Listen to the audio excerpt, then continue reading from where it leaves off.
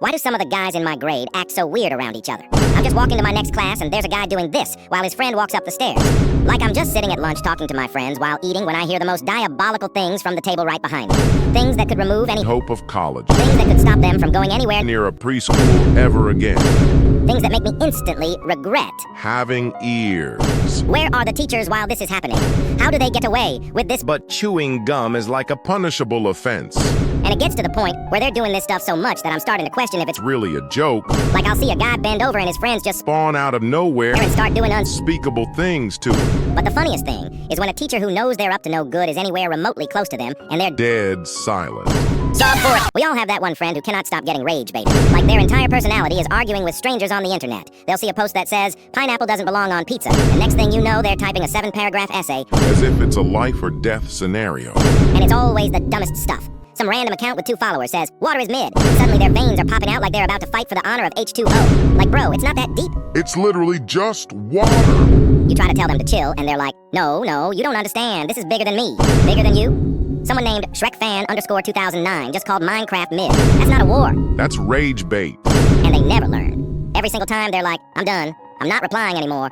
And then 30 seconds later, boom. They're back to writing essays.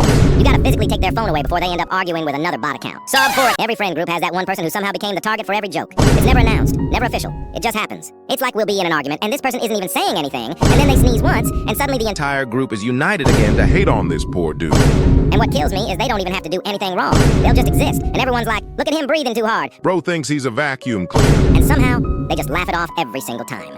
So there they are, sitting in the corner, taking every roast. Like a good boy. Basically holding the group together by sheer endurance. I wish I had that willpower. It's basically a public service. Forget therapy. Friend groups run on sarcasm and one person's ruined self-esteem. That friend is basically the glue holding everyone together, except it's Elmer's glue. Cheap and eaten by kids. Sub for it. You ever meet someone who argues like it's their full-time job? They're not just defending their point. They're building a case, calling in imaginary witnesses, and cross-examining you. I was once talking to a guy who swore that the moon was technically bigger than the Earth if you measure it sideways. Like, what does that even mean? Are we measuring it with a ruler from a Happy Meal? I tried to correct him just politely. Like, hey, I think you might be a little off on that. And suddenly I'm in a full-blown TED Talk about how NASA lies to keep us humble as a species. Bro, I didn't come here for a conspiracy theory. I came here for a sandwich. And the worst part? Even after you pull up actual proof, pictures, numbers, science, they hit you with, well, we'll just have to agree to disagree. No, that's not an opinion, that's math. You can't just agree to disagree with gravity.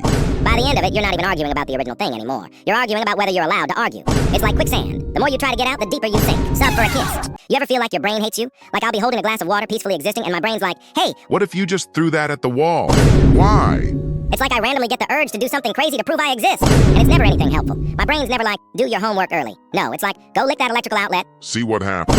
It'll hit me in the most random places too. I'll be on a balcony and suddenly picture my phone flying off the edge. Or I'm in the middle of class and my brain's like, you should just stand up and clap right now. Full standing ovation, no context. And if I'm holding scissors, suddenly I'm one bad thought away from giving myself regret and social anxiety in the form of a haircut. And sometimes it's insanely specific too. Like I'll be petting my dog and my brain's like, what if you just meowed at him? Just assert dominance as a cat. Bro, what? And then I'm literally arguing with myself. No, we're not doing that. But what if we did though? Like, bro, I don't need an evil twin. I already have one. It's called my brain. Sub for it. You ever wake up feeling good and then you swallow? Your throat feels like it's been lined with barbed wire. Feels like someone took a cheese grater and just went to town on my tonsils. So you try to fix it. First sip of water, right? You think it's going to magically cure everything? Nope. Drinking water with a sore throat feels like pouring lemon juice on an open wound. Then you try coughing it out, hoping it'll help. But now your voice sounds even worse.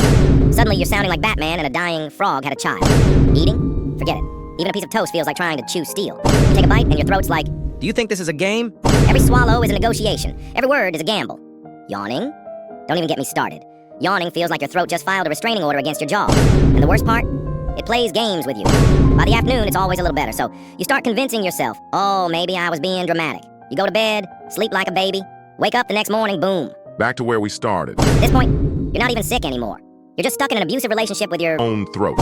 Sub for it. Trying to get a midnight snack at my house is like navigating a death trap. I'm sneaking out of my room, tiptoeing past every creaky floorboard like I'm in a spy movie. And of course, one board betrays me with a sound that could wake the entire neighborhood. I finally reach the fridge, swing it open, and nothing looks quick and quiet. So naturally, I hit the freezer. Then comes the microwave. I put my snack in, hit start, and it's like it's summoning the apocalypse, whirring louder than a marching band in a library. I'm getting ready to stop it 1 second before it hits 0 for minimum noise. I press the button the second it hits 0, then realize I pressed the wrong button while it makes a noise loud enough to wake the dead. Finally, I get back to my room. But I know tomorrow the floor and the microwave are going to Hold an emergency and report me to my parent. There's always that one strong person who makes the rest of us feel like literal noodles. Like, bro, why are you casually carrying a whole desk like it's a Tray of chicken nuggets. They open a jar one-handed like it's nothing. Meanwhile, I'm over here pulling a muscle on a Soda tan. I pick up a backpack wrong, and suddenly my spine decides it's on strike until further notice. Meanwhile, this dude is casually hauling 5 grocery bags per arm. Like it's light work. And the thing is, they never act like it's a big deal. They're always like, Oh, it's not even that heavy. not heavy? You just picked up A couch. By yourself. and carried it. Upstairs. I don't think we're the same Species. And don't even try arm wrestling them. Biggest mistake of my life. My arm didn't just lose. It reevaluated its entire purpose on Earth. You know those people who just cannot let go of anything? Like they remember the tiniest thing you did, 5 years ago. and all of a sudden today it's brought up. Ate the last slice of pizza 2 weeks ago? Congrats, you've started a Civil war. texted K instead of okay? Apparently that's now a Personal attack. and it's never just mentioned once. Oh no, it's a slow, passive-aggressive. Forest fire. Remember when? Yeah, I remember. I also remember thinking we were done talking about it. Laugh at the wrong joke. Suddenly you're the villain in their personal Netflix drama. Forgot to text back for an hour? You might as well have committed a felony. And the logic is always wild. You didn't wave back that one time at the mall and they... Still haven't forgiven you. Like, do I need to start keeping a diary to stay on your level? Maybe I should tattoo "didn't mean to offend" on my forehead, just in case. I don't need a detective, I don't need a judge. I need a human who can literally just let it go. Solve for a kid. We all have that one friend who swears they're super broke, like instant noodles for every meal, broke. But somehow, they're spending money like they found A free Robux glitch. IRL. they're broke, right? But somehow they're at Target, casually dropping. $300 like it's Monopoly money. Then the next morning, she's at Starbucks ordering some $9 iced oat milk brown sugar espresso concoction. Like, ma'am, that drink got more words than my English. English final essay. On top of all of that, she's walking around in Lululemon that costs more than my... Entire wardrobe. And as if that wasn't enough, she orders DoorDash. 9 times a week. Meanwhile, I'm out here making life decisions based on what's in the... Free samples at Costco. But the real kicker? She posts. I'm in my broke era. But her skincare routine has 12 steps and some Korean cleanser bullshit that costs more than my phone bill. Like, bro, I wash my face with... Water and tears. And they always got like 4 streaming services and Crunchyroll Premium. While I'm out here deciding between... Netflix or electricity. She said she couldn't afford lunch today. Then posted a story 30 minutes later holding a $7 matcha like It's it. a personality trait. And then she captioned it, Self-care. "Girl, you need... Self-control. If being broke looks like that, then I must be in my... Prehistoric. Stop for a kiss. Walmart's getting new lights that make you go crazy. It's called 10,000 Kelvin. Basically, it's supposed to trigger a fight or flight response in your brain. Imagine the back rooms, but as the lighting in your local grocery store, it doesn't even feel real. Here's a picture of what it's supposed to look like. The idea is that shoppers will move faster, make impulse buys, and even be less likely to come back to return things. Basically, they're using psychology to push you through the store like cattle. It's extremely freaky that Walmart is trying to control our brains while shopping there, but putting that to the side. Think about the workers. If shoppers only see this for 20 minutes and it messes with them, imagine employees stuck under it for 8 hours a day. That's not just uncomfortable. That's inhumane. If Walmart actually does this, walking inside won't feel like shopping. It'll feel like walking into a lab experiment. Anyway, sub 4. You ever notice how your brain waits until right before you fall asleep to bring up every embarrassing thing you've ever done? Like, I'll be lying there, all cozy, about to drift off. And my brain's like, hey, remember that time you waved back at someone who wasn't even waving at you? It's been 8 years. Why now? It's like my brain has a highlight reel of my worst moments, and apparently bedtime is premiere night. I'm just trying to relax, and suddenly I'm reliving that time I Called the teacher Mom. when I tripped in the hallway and pretended I meant to do it. Like, yeah, totally intentional. Just practicing my stuntman skills. And the thing is, it never brings up good stuff. It's never like, remember that one time you actually did something cool? Nope. It's always the time I said you too to the waiter, after they said, enjoy your food. Like, thanks, brain. Really helpful. Can't wait to cringe myself. Into insomnia. At this point, my sleep routine isn't counting sheep. It's counting all the times I embarrass myself in public. no melatonin needed. Just pure humiliation. So, we all have that one friend who is completely consumed by brain rot. Like, their entire vocabulary is just recycled TikTok sounds and memes from 3 months ago. You ask them a normal question like, hey, what do you want to eat? And they respond with some unholy combo of skibidi and phantom text. Like, brother, I just wanted to know if you were hungry. And the way they laugh at stuff, it makes no sense. You'll be walking with them, someone dropped their pencil, and suddenly your friend's wheezing like... They just watched the funniest stand-up set of all time.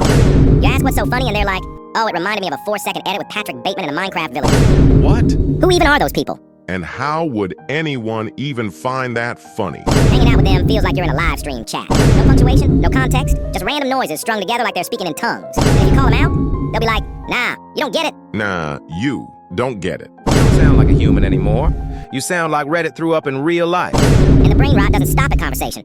Oh no, it lives rent-free in their prefrontal cortex. You're watching a movie with them, and at random times they'll be like, no way op, just rizzed up divine shite without saying a single word. Prime example of unspoken words. Like, bro, It's Finding Nemo.